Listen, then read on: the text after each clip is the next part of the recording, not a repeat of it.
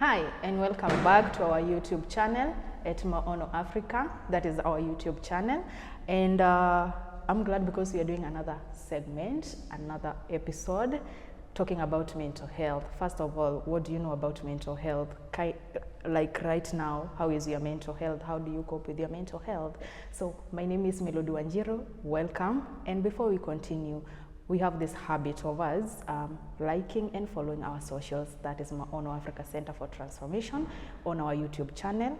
That is Maono Africa Center for Transformation on our Facebook page, Maono Africa, on IG, on our X app, the current X app, saizi haiti Twitter. And lastly, tukona the dancers, where we got the moves, that is Maono Dancers. Miushina nikisema, we get to know how we are dancing, how we are seeing the current moves and all that, not kwe digital. Yeah. Sindio, with what is happening. Karibu sana. Niko na guest, ako kwa nyumba. I want us to know who he is, where he comes from, and maybe what he does if he allows us. So my name, mambo mimi ni mgeni for the first time, but I'm happy to be here. So my name is Gladson Madin. Natoka Shuvuko. So hiyo hapo nilikuwa nasema, nilikuwa naongelea hiyo. So what I do mostly, there are so many things that I do, but for the purpose of this show, mimi ni mental health ambassador and also trainer. So waga tuna make sure kwamba watu pale mtaani they know about their mental health status, alafu pia mnajua what to do about it so that tuishi maisha poa. Yeah. Perfect. So Gladson, ni nini leo umepitia that felt like is it today ama like 2 weeks ago yenye ulipitia ukafeel if I was given time to roll it back it would be better, like 2 weeks ago. 2 weeks ago, yes. What I did that mzuri ama mbaya? Mbaya. That I should have done better. I think nilikuwa na situation whereby someone actually annoyed me, and I allowed the emotions to get over now. I did things that, okay, says sema kwa TV, but I sat down, hata sahi nakaga nikimwona hivi na I'm like, did they really do that to you? And I like apologize every time, even if not apologizing to that person directly, but wanga na feel like I should have handled the situation better. Yeah. So how is your mental health? And before even we go, like, how is your mental health currently?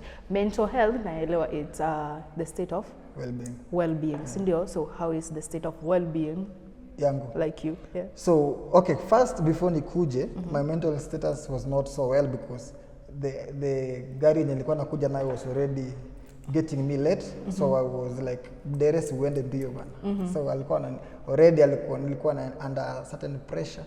So after hapo kukuja then napata, so there's no much pressure from this side, so nikaanza ku relax because utakagi ukwewe ndio umejinx vitu bana. But sasa iko sawa. Napenda venye ako kaswali Kenya nimekuuliza, like how was your mental health after kufanyia mtu ka kitu and then you're like I should have done something better, sindio? So how do we improve mental health yetu, like for example towards your kasinari Kenya ulipitia? Okay, so kama nikichukua example yangu kama Gladson, I will tell you this. First and foremost, mtu akikukosea, don't be quick to react, because hiyo ndio kitu nafanyanga watu wengi wana make a lot of mistakes, because ukikosewa, instead of thinking first before reacting, una react alafu na think. So umeweka vitu opposite. Na ukishaweka sio kwa brain kuko na hiyo the thinking part, na pia kuna the reaction ile fright and flight. So mtu akikuchokoza, if you forgo the thinking, mambo ya survival itakuja na utapata maybe unapiga mtu, unamtusi, or you just do something yenyewe. Sasa wakati sasa hiyo mambo ya you feel safe. Sasa the thinking ina take control, unaanza kujiuliza why did I do all these things? So I think kitu ya maana ni fikiria kwanza, why did this person do this? Hata jiulize tu, mbona mtu amenifanyia hivi? Just give yourself that time to reflect.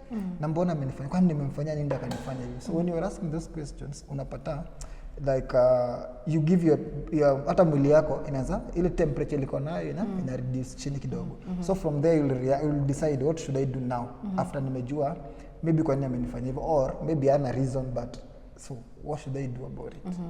So kwako ni you give yourself time to relax, ndio. Kuna wale maybe wana prefer kulala Ama kuna wale wana prefer maybe kukula, kuna wenye wakikasirika they eat. Is it something that is okay ama? Well, okay, yeah, it's fine. Unajua kwa mental health kuna kitu naitwa self care. Na pia hapo kwa self care ndio vitu mingi tokea, but kuna situations mimi husema you deal with them situation by situation. For example, tuseme kama sahi nikikukosea sahi utalala. Huwezi lala, si ndio? Siwezi lala. Lakini nikipata chakula na kula. But ukipata chakula utakula, una get. Or you can try to sema hebu acha na mimi ama unifukuze na get out of here. Get. Ukishanifukuza niende, then so unakaa unaanza kureflect. Unajipatia ile time ya junioni, that thing that was making you angry haiko karibu na wewe. So you get that time to reflect, nitafanya nini next. So ni watu tu ni difference. However, kitu muhimu sema muhimu anyone can practice anywhere ni just try to remain calm and engage your brain. Anza kujiuliza tu maswali peke yako before reacting. It works. It's better than kulala, it is better than kukula, it is better than any other thing. Hizo zingine zitakuja after sasa umerelax. Now I want to talk about a certain scenario. You are an ambassador of mental health, sindio? And you deal with youths. Youths wengi sana. Where specifically Kibera ama Mathare? Kibera and Mathare. Okay, we are all over, but specifically ni Kibera na Mathare. Okay. Now I'm imagining mahali to make gather my youths, sindio? And you're trying to talk to them, and then a situation comes up, and as a leader, as the person who is leading that activity, you feel like you are offended, but you do not know how to react. Kama the facilitator who is leading that session, how do you react to that? Juu kuna wale wakikasirika, yes, unajua mental health tunasemanga, it's for my own peace, sindio?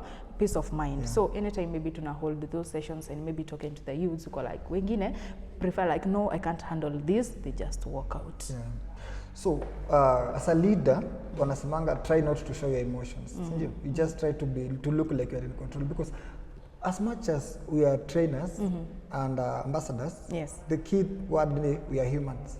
And humans are driven by emotions. It's not so you can't control emotions that much. However, vile utackle hizo situations ndio determine how a good person you are, because at the end of the day lazima uwe role model. You have to practice what you preach and preach what you practice. So kwa situation kama hiyo mtu akikuwa annoy, the best thing yenye unafanya ni just address that person. Like kama ni mtu maybe ana disrupt the session, namuuliza my friend, if you have a question raise up your hand, ndakupa opportunity uongee. Kama ni mtu anakusumbua hapo kando, just tell us, tutadeal na yeye. You get try to be first diplomatic.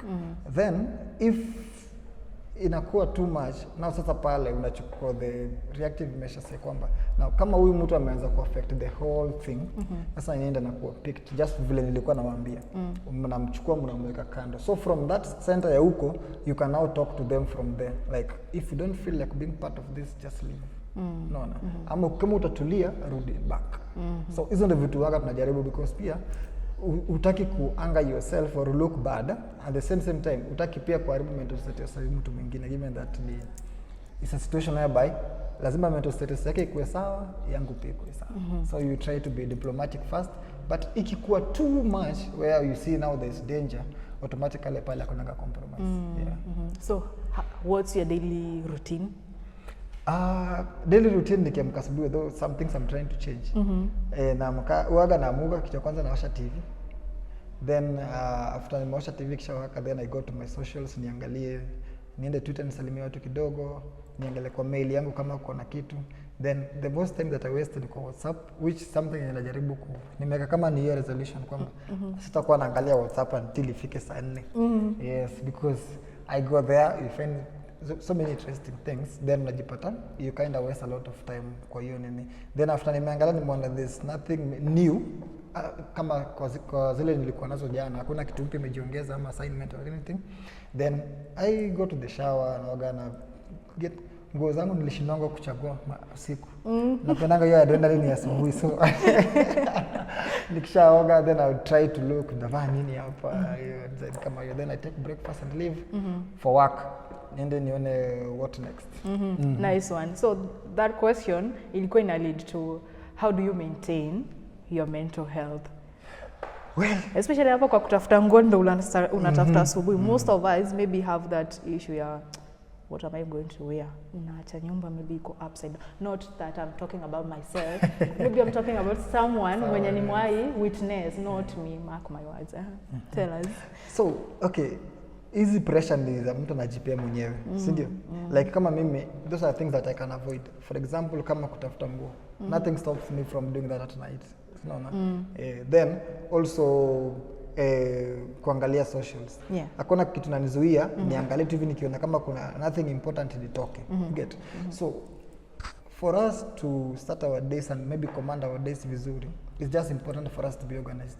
Because our mental health status ziko affected sana na our surrounding pia. Unaona, our surrounding really matters a lot. If your surrounding is clean, your mental state will be okay. For number 2, if you utilize your time kwanza ile asubuhi vizuri, you'll find that utaanza day yako ukiwa so relaxed. Because hiyo pressure inaanzaga asubuhi wakati unaamka unaoga hivi unapata nisha waste 2 minutes. Unaoga na kama umekawia kuoga. Ukikuja hivi sasa ndio nguo zinaanza kukuonyesha zote ni mzuri hiyo time. Get. So uko na hiyo pressure. Chai ndio inakuchoma maybe hapo tena unaanza kujam. Ukitoka kwa nyumba already uko hyper. Ukifika maybe hata conductor atakuitisha tu fare kwambie taoni 40. Unaanza alisema ulisikia that. You get. So tena mna you get. So day yako inakuwa mbaya. So the best thing mtu anafanya especially asubuhi. Asubuhi ndio kila kitu tengenezeka. That's all. Hata I think walisema siku njema huonekana asubuhi. Yeah, your design. So if you plan yourself well in the morning, everything else will make sense. Utakuwa na energy poa ya kumaliza the day. As compared to if you just start by complicating your morning. Kila kitu inaishia. So your idea ni tukiamka kwanza don't touch your phone. Uache tu kando. Lakini kuna wenye hata wanandalanga tu simu iko tu hapa. Akiamka akijigeuza tu hivyo iko tu karibu. I can attest to that by unajua behind the scene I can see what is happening. So behind the scene I can see what is happening. He smiles too, but since he normally do easy community sessions, wewe kama the person who is leading these sessions in the community, not that we don't follow, we follow. Tunaona what you're doing hapa na pale thada, you know. How is the community taking it? Well, the message of mental health, how is it taking it? So tumekuwa tukifanya kitu for the past 3 years ile seriously because hapo ndio government iliweka pia focus. So what I can say ni the general population inaichukua fit. But sasa kuna watu wa explain they are taking it okay, mwingine anasema hiyo message iko poa, mwingine mpaka ana relate anasema nyawe I've been having these issues, so I think it's high time I do 1 2 3 4 5. Sasa kuko na hii problem inatokea hapa. Unajua pia kuna vile mtu alikuwa brought up akiwa mdogo mpaka mahali amefika. So unajaribu kuunlearnisha huyo msee vitu mpya zenye hata hajawahi zoea, like hajawahi sikia. Wewe ndio mtu wa kwanza kumwambia vitu kama hizo. So unapata kuna kwa na ile like ni ugumu ya mtu kuaccept because namwambia, for example naambia tu msee, but the boy ni poa, ni okay, it's fine for a man to cry. Anakwambia mwanaume analia nini bwana? Mwanaume ni kukaa ngumu, unaona? Ni kuuma. Kama mseme kuchokoza yani usionyesha tu wewe unalia, kulia ni ya mademu, una get. So hata ukijaribu kumexplainia bado atakwambia tu hapana. Mwanaume anafaa kae ngumu. Mimi niligrow up nikiambiwa mwanaume lazima ukae ngumu. The same way hata akigrow up, mama yake pia alikuwa anamwambia the same, baba yake alikuwa anamwambia the same. Community yake around ilikuwa inamwambia mwanaume lazima ukae ngumu. Mwanaume ni mtu akona nguvu. So ufai kulemewa na vitu. You get? So kuunlearnisha msee kutoka kwa hiyo situation ni tricky sana. Unaona?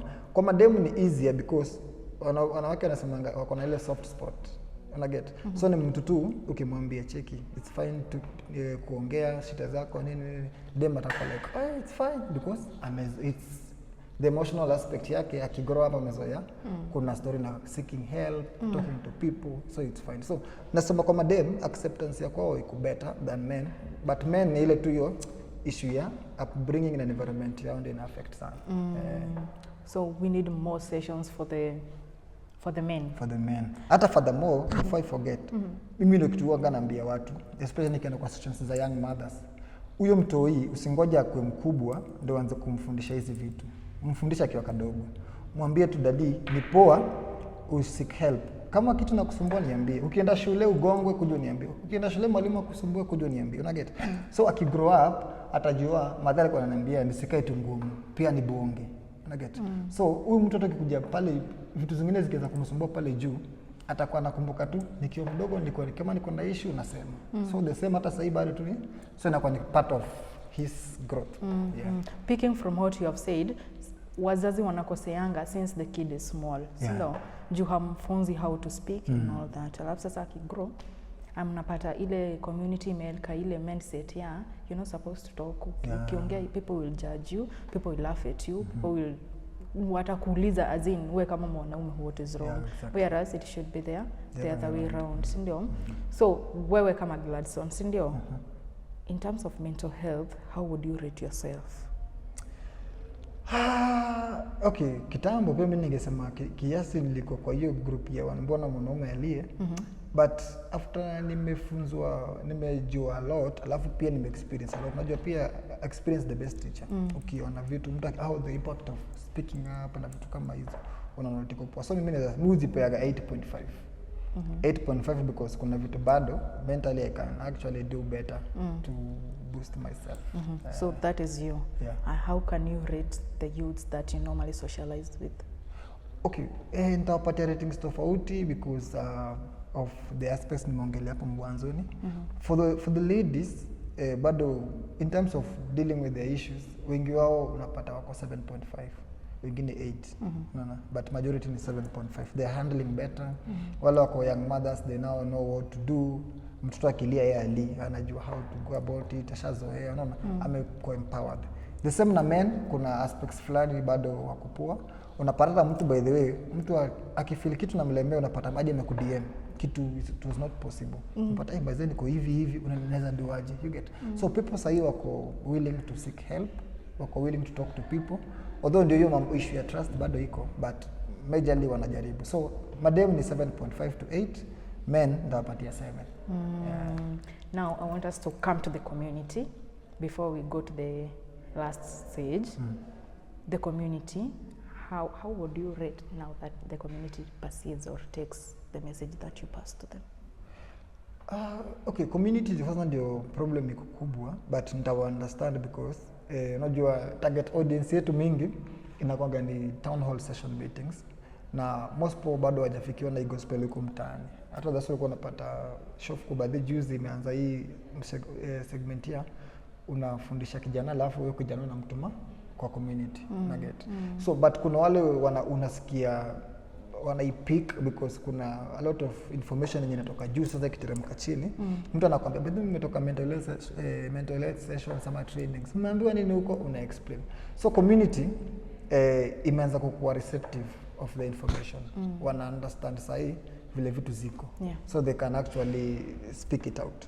However, I think we still need to do a lot in terms of sensitization, alafu help yenye tuna extend mpaka sasa kwa community. Apart from tu ati ukisikia mbaya kuja kwa facility, how can we localize? Kama vile gawe meleta mambo ya CHP. Mtembelea hadi kwa manyumba, si ndio? So the same way gospel mental health inafaa iende hadi ile msemo mwenye toka kwa keja. So that the whole community inakuwa sensitized. So kwa community lazima ni 6.5. Nice one. And now that we talked about the community, femicide has been a big issue in the country, right? As a mental health advocate, would you say like maybe there is a percentage yenye inachangia to maybe the well-being of those committing, okay, the perpetrators, maybe it's mental health somewhere, somehow, it's an issue?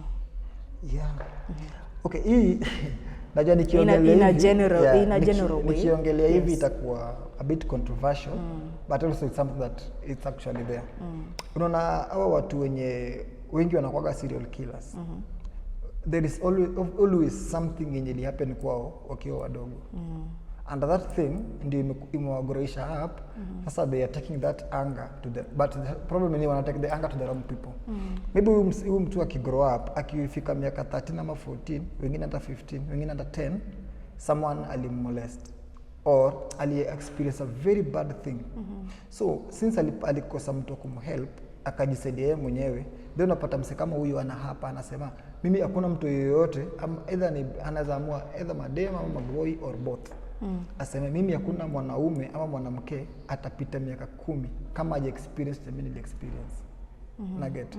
So from there anaanza kutarget the same people. That's why ukiangalia hata trends za watu vile hufanya vitu, they are very familiar and similar. Kama ni kama ni kukata watu kichwa, ni kichwa tu. Kama ni raping, unapata tu all victims wanakuwa raped. Unapata kama ni kuua, unapata anawaua in the same way. Kama ni kuua na kuzika. Yani kila kitu ni uniform. Hiyo inakuonyesha umse kuna kitu apart from kuna kitu na justify kuua. Yes, we are not justifying. Ndio, kuna kitu na justify kuua, you should just kill. But ukiangalia hizo patterns utapata kuna some similarities. So hiyo inakuonyesha it's more mental than just kitu mtu ameamua kukua. Dig deep utapata there is something that is doing that.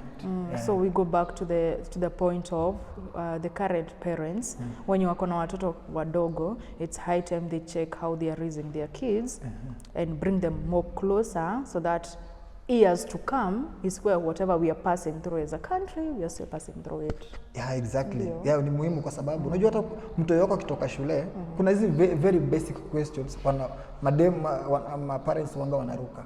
For example, naambia tu mtu shule imekuaje?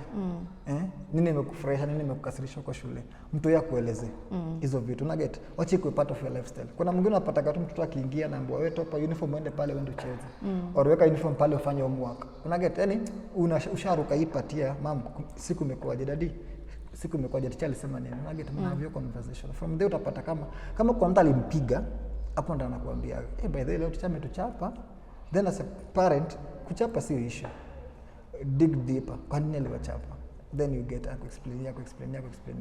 So hivyo in case anything happens to that child any day, atakuwa anajua tu mtu kwanza kuambia nani ni mami na daddy. So huyo mtu atawahi sumbukana because watu wengi nakuanga mama ni mkali, daddy ni mkali, so nitaambia nani. So inabaki let me deal with it my own way. So napata na grow that defensive mechanism. So yeye anasema mimi wacha nikufe kivyangu. Inakuwa sasa normal tena.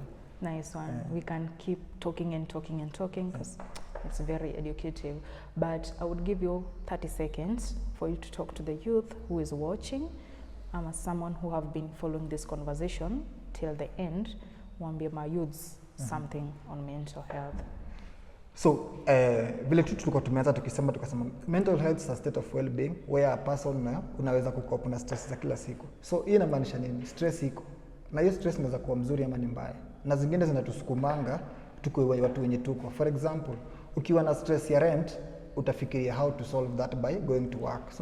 So hii dunia haiwezi kusonga bila stress. It just wewe ndio ujue how do I cope with them for you to become a better person. Number 2, please try to speak. Jibonge. When you have something unafeel na hii imenilemea, just look for someone mwenye ako serious. Usiende morio wako mwenye atakuchekelea or mwenye unafeel huyu mmezoeana naye sana into a situation whereby mkimwambia atacheka or maybe reaction yake itakuonyesha kwamba hata singesema. So look for people that una feel huyu ananisaidia.